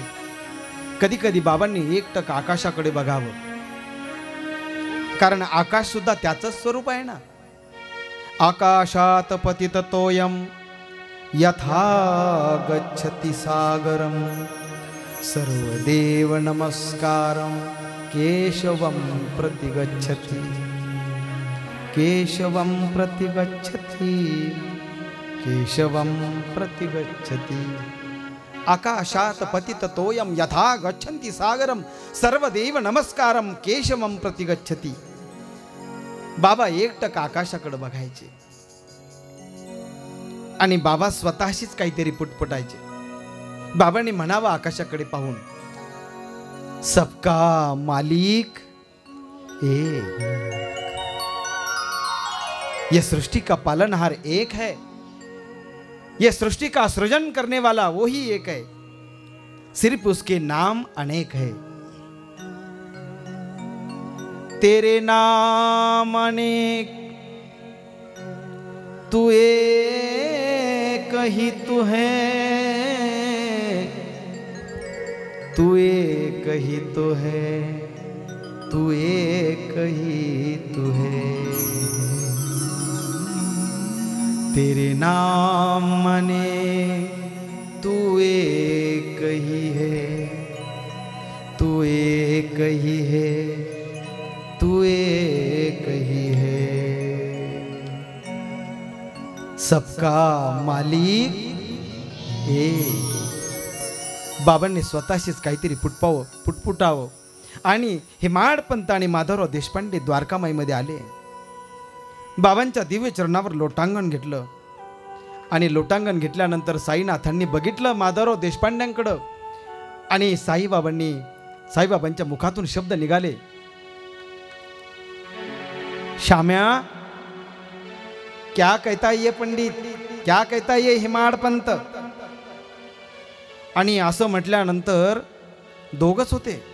माधवराव देशपांडे मात्र हेमाडपंताकडे पाहायला लागले आणि मग कळालं की बाबांनी नाव दिलं यांना काय, हेमाडपंत. कारण साठेवाड्यावर चर्चा चालली. काय चर्चा चालली बाबांना कशी कळाली? आणि बाबा विचारायला लागले, क्यों हेमाडपंत, तुम चाहते हो कर्म बड़ा है या दैव बड़ा है, कौन बड़ा है? कारण ही चर्चा चालली होती, माणसाचं कर्तृत्व मोठं आहे, कर्म मोठं आहे की दैव मोठं आहे, काय नेमकं? आणि बाबांनी मात्र साठेवाड्यावर चालू असलेली चर्चा बाबांना द्वारकामाईमध्ये बसल्या बसल्या अंतर्यामी साईबाबांना ती चर्चा कळाली. आणि मग मात्र याचं विशेष वाटलं आणि बाबांनी दिलेलं हेमाडपंत जे नाव आहे ना, ते नाव स्वीकारलं. आणि जेव्हा ते नाव तेव्हापासून ते स्वीकारलं ना, तर शेवटपर्यंत हेमाडपंतांनी बाबांचं चरित्र लिहिलं, पण स्वतःचं नामोल्लेख कुठेही केला, कुठेही त्यांनी स्वतःचं गोविंद नाव कुठेच वापरलेलं नाही. साई चरित्राचं संपूर्ण 52 अध्याय त्यांनी लिहिले, पण तरीसुद्धा त्यांनी स्वतःचं नाव कुठेही वापरलं नाही. आणि मग तेव्हापासून बाबांवर निस्सीम भक्ती जडली. हळूहळू शिर्डीमधून त्यांचा पाय निघेना. बाबांनी सांगितलं, आता कशाला नोकरी करतो, आणि नोकरी करायचीच असेल तर मिळेल तुला नोकरी, जा. आणि खरोखर हेमाडपंत मुंबईला गेली, नोकरी मिळाली सुद्धा. बाबांनी सांगितल्याप्रमाणे नोकरी मिळाली, पण नोकरीत मन लागतं कुठं? कारण आपलं मन कसं आहे माहिती आहे का? आपलं मन कसं आहे हे कुणाला सांगता येणार नाही. आपलं मन फक्त आपल्याला सांगता येईल कसं आहे. आपल्या मनामध्ये काय चाललंय ना, हे कुणाचंच कुणाला कळत नाही, फक्त आपल्या एकट्याला कळतं. जर मला माझ्या मनातलं जर तुम्हाला जर कळालं असतं ना, तर घोटाळा झाला असता. तुम्ही मला या व्यासपीठावर बसूच दिलं नसतं. तुमच्या मनातलं जर मला कळालं असतं ना, तरी घोटाळा झाला असता. काय भगवंताची लीला आहे महाराज. कुणाच्याच मनातलं कुणाला कळत नाही म्हणून बरं आहे. जर कधी सुनेच्या मनातलं सासूला जर कळालं असतं तर गडबड झाली असती ना. सासूच्या मनातलं सुनेला कळत नाही म्हणून बरं आहे, आणि सुनेच्या मनातलं सासूला कळत नाही म्हणून बरं आहे. म्हणून तुमचंही बरं चाललं ना, आमचंही बरं चाललं. कुणाच्या मनामध्ये काय चाललं हे कोणीच सांगू शकत नाही, कारण आपल्या मनातलं फक्त आपल्याला कळतं महाराज. आपलं मन आपल्याला सांगतं, पण मनाकडे आपण तसं पाहिलं पाहिजे. कारण मनाकडे जर तुम्ही पाहाल तर मन हे आरशासारखं आहे. मन कसं आहे?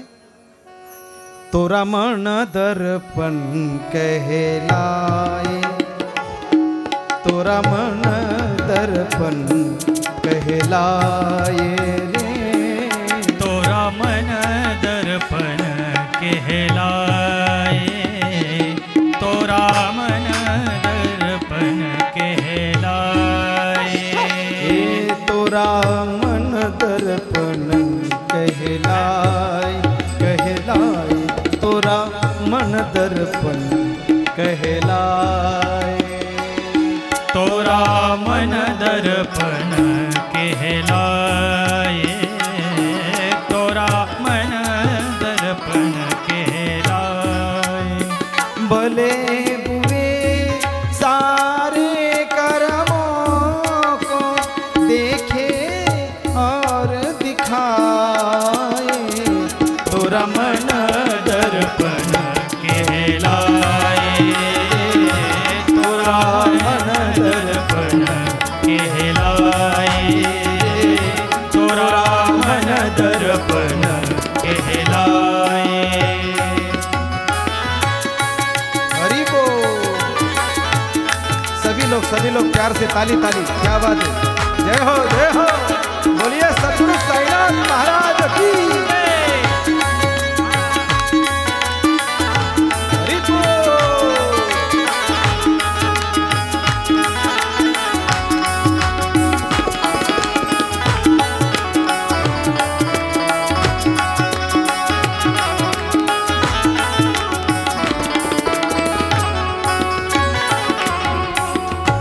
जग से चाहे भागल कोई, मन से भाग न पाए, जग से चाहे भाग ले कोई, मन से भाग न पाए, मन से भाग न पाए, तोरा मन दर्पण कहलाए, तोरा मन दर्पण कहलाए, तोरा मन दर्पण कहलाए। जग मन दर्पण कहलाए। महाराज, आपल्या मनात काय चालू आहे ना, हे ज्यांना कळतं ना त्यांना संत म्हणतात महाराज. संत अंतर्मनातील स्पंदन ओळखतात महाराज. तुमच्या माझ्या भक्ताच्या मनातील भाव जो आहे ना, हा भाव टिपतो भगवंत, हा भाव कळतो संतांना. म्हणून संत आपल्या अंतर्मनाचा ठाव घेतात महाराज. म्हणून आपल्या मनामध्ये जोपर्यंत संतांविषयी, सद्गुरूविषयी, भगवंताविषयी शुद्ध भाव जोपर्यंत येत नाही ना, तोपर्यंत भगवंत या हृदयामध्ये येऊन राहत नाही. शुद्ध ज्याचा भाव झाला दुरी नाही देव त्याला. म्हणून शुद्ध भक्ती ही चंद्रभागा आहे. आपण बाबांच्या आरतीमध्ये म्हणतो ना, शुद्ध भक्ती चंद्रभागा भाव पुंडलिक जागा. शुद्ध भक्ती चंद्रभागा भाव पुंडलिक जागा. शुद्ध भक्ती चंद्रभागा भाव पुंडलिक जागा. सांगेल तुम्हाला, परंतु आज कथेचा प्रथम दिवस आहे, पहिला दिवस आहे. बाबांच्या चरित्राला आपण अजून प्रारंभ केला नाही, बाबांच्या चरित्राला अजून सुरुवात केली नाही, कारण हेमाड पंत अजून बाबांची परवानगी घेणार आहेत. आता तर हेमाड पंतांनी नोकरी सोडली, मुंबईहून शिर्डीला येऊन राहू लागले बाबांच्या निकट जवळ. आणि हळूहळू बाबांच्या सेवेमध्ये, बाबांच्या भक्तीमध्ये एवढे लीन झाले की त्यांना साईनाथांशिवाय दुसरं काहीच दिसेना. आज मात्र शिर्डीला आल्यानंतर हेमाड पंतांना असं वाटलं की आता परवानगी घ्यावी चरित्र लिखाणाची. आणि माधवराव देशपांडेंकडे आग्रह केला. माधवराव देशपांडेंना बाबा प्रेमानं श्यामा म्हणायचे. श्यामा, श्यामा या शब्दाचा अर्थ मोठा गोड आहे. श्या म्हणजे शाळा आणि मा म्हणजे मास्तर, शाळा मास्तर. त्यावेळेस माधवराव देशपांडे हे शाळा मास्तर होते शिर्डीचे. आणि शाळा मास्तर असल्यामुळे बाबांनी त्यांचं नाव गोड ठेवलं. शाळामधला शा काढला आणि मास्तरमधला मा काढला, श्यामा. द्वारकामाईमध्ये श्यामा आले. बाबांनी माधवराव देशपांडेंना पाहिलं. आओ श्यामा आओ, बैठो श्यामा. बाबा त्या कठड्याला हात टेकून दक्षिणेकडे तोंड करून बाबा बसलेले होते. बाबांनी श्यामाबरोबर बोलायला सुरुवात केली. बाबा कधी कधी अस्खलित हिंदी बोलायचे, कधी कधी उर्दू शब्दाचा प्रयोग करायचे, तर कधी कधी बाबा अस्खलित मराठीत बोलायचे. बाबांनी श्यामाला विचारलं, श्यामा आओ श्यामा, बैठो श्यामा बैठो. श्यामाच्या चेहऱ्याकडे पाहिलं आणि बाबांनी ओळखलं.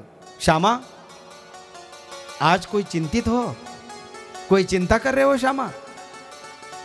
श्यामा, मेरे दरबार में जो कोई आता है, जो कोई मेरे द्वारिका माई में आता है, उसको चिंता करने की जरूरत नहीं है. जो ही मेरे द्वारिका माई की चौखट पर आता है, चौखट के बाहर ही उसने चिंता छोड़ देनी चाहिए. मेरे द्वारिका माई की चौखट पार करके जो आता है और फिर भी चिंतित दिखता है, श्यामा ये तुझे तो भी शोभा नहीं देता. बाबा मुझे माफ कर देना. ये जो हेमाड़ पंत है, जिनको आपने नाम दिया है, ये अन्ना साहेब, ये आपके भक्ति में चूर चूर हो गए और ये चाहते हैं कि आपका चरित्र का लिखान करे. बाबा अब तो आसमान की तरफ देखकर हंसने लगे और जोर जोर से हंसकर बाबा कहने लगे, श्याम्या श्याम्या, अरे उसे बोल, मेरा चरित्र लिखने का क्या है? मेरे चरित्र में ऐसी क्या बात है जो तुम लिखना चाहते हो? श्यामा जरा उसे समझाओ. अरे वो बड़ी बड़ी बातें करता है, पंडित जैसी बातें करता है. हेमाड पंत मात्र हात जोडून उभे होते. पाहता पाहता हेमाड पंतांच्या डोळ्यामध्ये कधी पाणी तरळलं आणि कधी अश्रू गळायला लागले कळलं नाही. आणि धाड दिवशी बाबांच्या चरणावर त्यांनी लोटांगण घेतलं. बाबा, तुमच्या चरित्राची माधुरी कथा ही नंतरच्या येणाऱ्या साई भक्तांसाठी एक दिव्य वाट ठरेल. बाबा, तुमच्या दिव्य चरित्राची माळ मला गुंफण्याची परवानगी द्या. साईनाथ महाराज मात्र एकटक श्याम्याकडे पाहत होते. पायावर लोटांगण घेतलेला हेमाड पंत मात्र डोक्यावर पायावर मस्तक ठेवून रडत होता. आणि अण्णासाहेबांनी आज ठरवलं होतं की काही झालं तरी साईनाथांची परवानगी घ्यायची. श्याम्या, उसे कह दो अपना जो अभिमान है, अहंकार है, वो अहंकार मेरे चरणों पर गिरा दे. तेरा मस्तक गिराने से क्या फायदा है? मेरे दरबार में जो कोई खुद का अहंकार समर्पित करता है, मैं उसी के सभी काम करता हूँ. ये तो मेरे काम करने के लिए निकला है, उसे डरने की क्या जरूरत है, रोने की क्या जरूरत है श्यामा। श्यामा उसे समझाओ, खुद का अहंकार मेरे चरणों में समर्पित कर। माधवराव देशपांडेंनी हेमाडपंतांच्या खांद्यावर हात ठेवला, उठवलं, त्यांना डोळे पुसले आणि सांगितलं, काळजी करू नका अण्णासाहेब, साईनाथ महाराज तुम्हाला चरित्र लिखाणासाठी निश्चित परवानगी देतील. आणि झालंही तसंच. गुरुवारचा दिवस शोधला आणि गुरुवारच्या दिवशी भक्तांची लागलेली द्वारकामाईमधील रीग गर्दी पाहिली आणि बस त्याच दिवशी गर्दीचा फायदाच झाला महाराज. माधवराव देशपांडेंनी साईनाथांपुढे प्रस्ताव टाकला आणि साईनाथ महाराजांना सांगितलं की आज तुम्ही या अण्णासाहेबांना परवानगी देणार आहात. आणि मोकळ्या मनाने साईनाथांनी परवानगी दिली चरित्र लिखाणाला. मग चरित्र लिखाणाला प्रारंभ करायचा तो कुठून करायचा प्रश्न पडला. माधवराव देशपांड्यांच्या तोंडून आणि शिर्डीतील अनेक ग्रामस्थांच्या तोंडून ऐकलेल्या ज्या काही बाबांच्या लीला आहेत ना, या सगळ्या दररोज एक एक लीला ऐकायची. दररोज बाबांची कुणीतरी कहाणी सांगायचं. आणि मग बाबांच्या दरबारामध्ये जे काही फोटो लावलेत बघा तुम्ही, बाबांच्या साई मंदिरामध्ये तुम्ही गेल्यानंतर जे फोटो लावलेत ना, हे साई दरबाराचे रत्न आहेत, साई दरबाराचे मोती आहेत. तुम्ही त्या मंदिरात गेल्यानंतर, साईनाथांच्या मंदिरात गेल्यानंतर ते फोटो बघा आणि ते फोटो पाहिल्यानंतर ये सभी बाबा के दरबार के मोती है. आणि प्रत्येकाने त्या बाबांच्या लीला त्यांना सांगाव्यात आणि त्यांनी त्या एक एक शब्द तो लिखाण करावं. आणि मग चरित्र लिखाणाला सुरुवात झाली. कधीपासून बाबांचं शिर्डीमध्ये आगमन झालं कसं. मग कोणीतरी सांगितलं, इतक्यात नानासाहेब चोपदारांची आठवण झाली आणि नाना चोपदाराच्या आईला सर्वात अगोदर बाबा दिसले होते. ती आठवण करून दिली. सर्वात अगोदर नाना चोपदाराच्या आईने बघितलं होतं बाबांना लहान असताना. त्याच्यानंतर जे बाबा नंतर जे गुप्त झाले तर ते आले 16 वर्षाचे बनूनच. मग कुणाबरोबर आले, त्या काळामधील हैदराबाद स्टेट, म्हणजे त्यावेळेस हैदराबाद हे स्वतंत्र स्टेट होतं, निजामांचं राज्य होतं.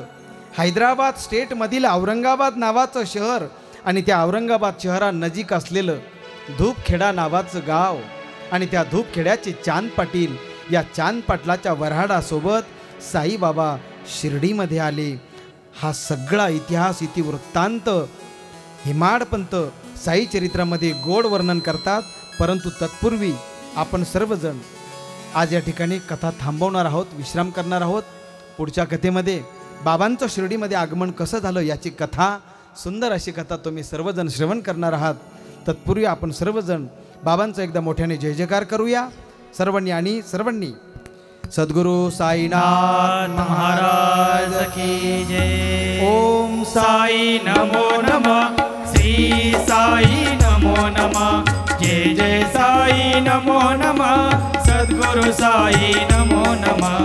ओम साई नमो नमः, श्री साई नमो नमः, जय जय साई नमो नमः, सद्गुरु साई नमो नमः.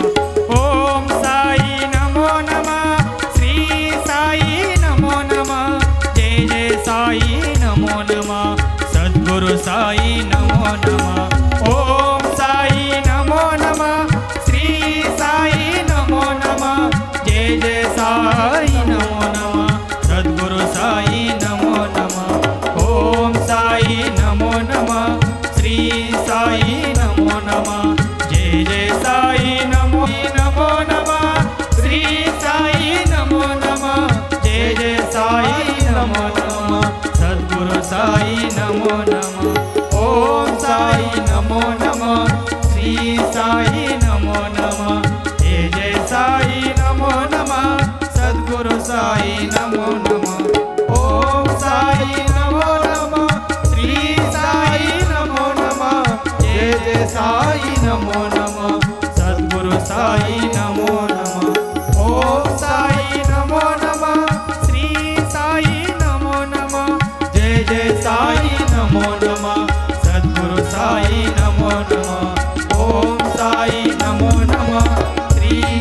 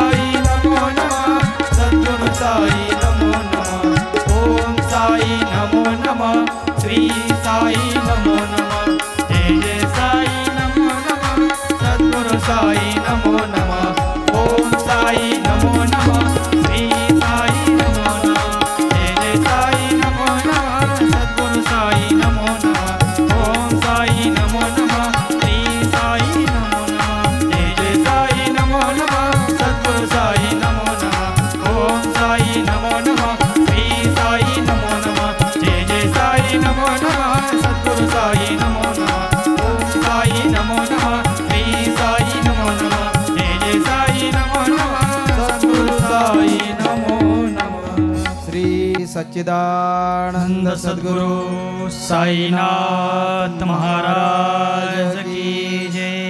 शिर्डी माझे पंढरपूर साई बाबा रमावर, रमावर साई बाबा रमावर. शुद्ध भक्ती चंद्र भागा भाव पुंडलिक जागा, पुंडलिक जागा भाव पुंडलिक जागा. याहो अवघे जन करू बाबाची वंदन, साईचे वंदन करू बाबाचे वंदन. गणू म्हणे बाबा साई धाव पाव माझे आई, पाव माझे आई धाव पाव माझे आई.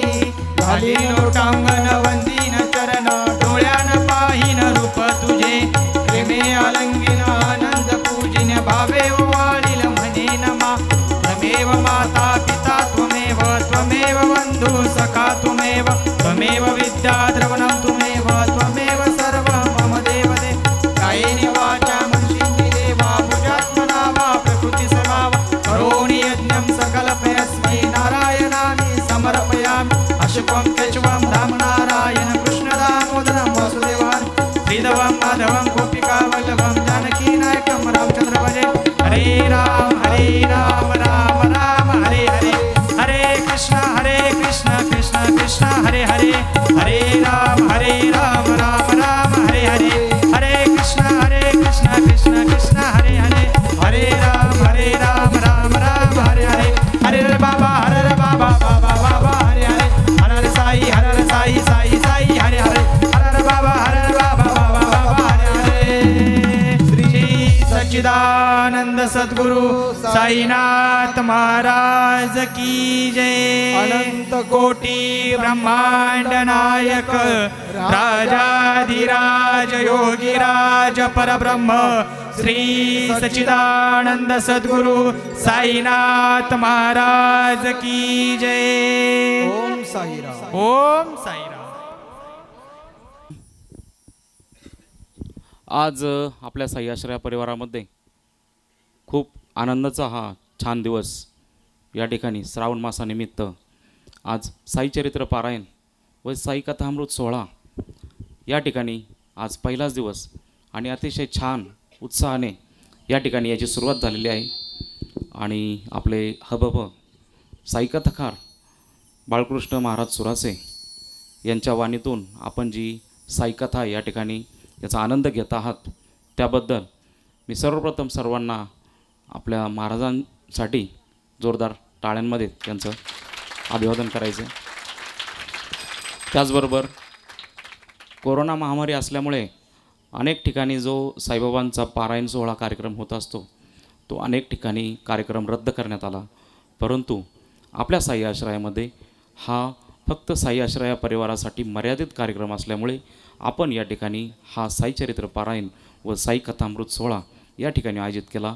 आणि इतर जे साई भक्त असतील त्यांना जो हा आनंद साईबाबांच्या कथेचा जो आनंद घ्यायचा असेल त्यांनी साईलीला टी व्हीच्या माध्यमातून तसेच गणेश दळवी फेसबुक चॅनलच्या माध्यमातून लाईव्ह आपण प्रक्षेपण बघू शकता. आणि हा आनंद घेऊन साईबाबांचा कृपा आशीर्वाद सर्वांना मिळो, सर्वांना चांगले आरोग्य मिळो अशी मी साईचरणी यावेळी प्रार्थना करतो. तसेच आज या आपल्या साई आश्रया परिवारामध्ये अनेक शिर्डीतील मान्यवर नगरसेवक या ठिकाणी येऊन गेले आणि त्याचबरोबर आपल्या शिर्डी परिसरातील माननीय हबप महाराज, काशिकानंदजी महाराज हे देखील यांच्या हस्ते ध्वजारोहण आणि दीप प्रज्वलन करून तसेच शिर्डी मान्यवरांच्या हस्ते दीप प्रज्वलन व साईबाबांची आरती करून ह्या कार्यक्रमाची सुरुवात अतिशय छान पद्धतीने आपण या ठिकाणी केलेली आहे व आनंदाने हा कार्यक्रम सुरू आहे. ह्या कार्यक्रमादरम्यान येणारे साईभक्त या सर्वांचं सहर्ष स्वागत आहे. त्याचबरोबर आज आपल्या साई आश्रयामध्ये साईकथेच्या दरम्यान भोपाळचे जी के चतुर्वेदी हे साईभक्त या ठिकाणी आलेले आहे. त्यांना देखील मैं उन साई भक्तों को यहाँ पर प्रणाम करता हूँ और उनको विनती करता हूँ कि आप कृपया यहाँ पे 2 मिनट आए और इनके ज़रिए और महाराज ये है जो बालकृष्ण महाराज सुरज जी, इनकी तरफ से ये साई कथा यहाँ पर हो रही है और ये बाबा का आशीर्वाद जो है इनकी तरफ से, इनकी वजह से ये सब चल रहा है, यही सब कुछ है। तो हम चाहते हैं कि हम छोटा सा सम्मान यहाँ पे आपका करें। ओम साई राम। ओम साईराम, जोरात टाळी वाजवा सर्वांनी। आपका श्री सद्गुरु साईनाथ महाराज की जय।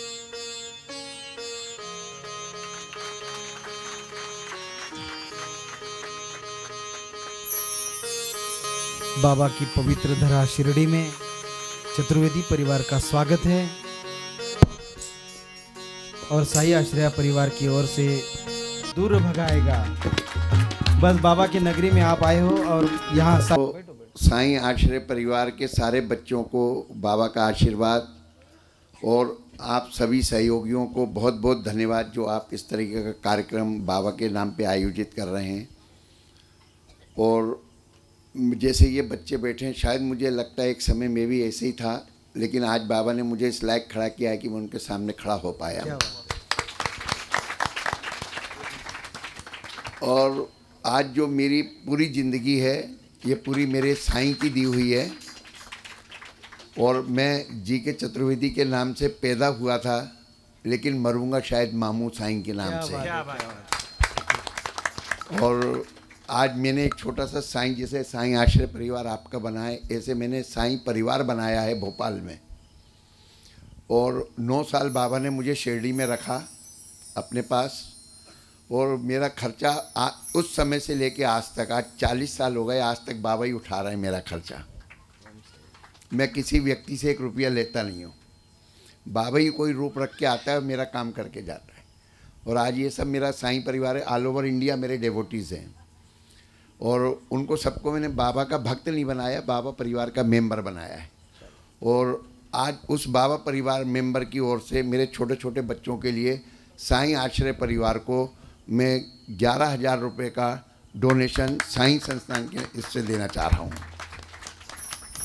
और आप सबको मेरी शुभकामनाएं, सारे बच्चों को और जितने बुज़ुर्ग यहाँ बैठे हुए हैं, जो भी साईं आश्रय से जुड़े हुए हैं, वो साईं को जितना समझते हैं उतना ये समझें कि उनका एक बच्चा ये भी है जो आपके लड़के की तरह काम करेगा। क्या बात। इतना कह के मैं अपना खत्म कर रहा हूँ। धन्यवाद।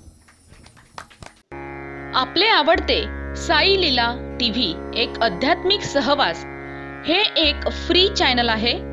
आपल्या येथे केबल टीव्हीवर जर साई लीला टीव्ही एक आध्यात्मिक सहवास हे चॅनल दिसत नसेल तर आजच आपल्या केबल ऑपरेटरशी संपर्क करा।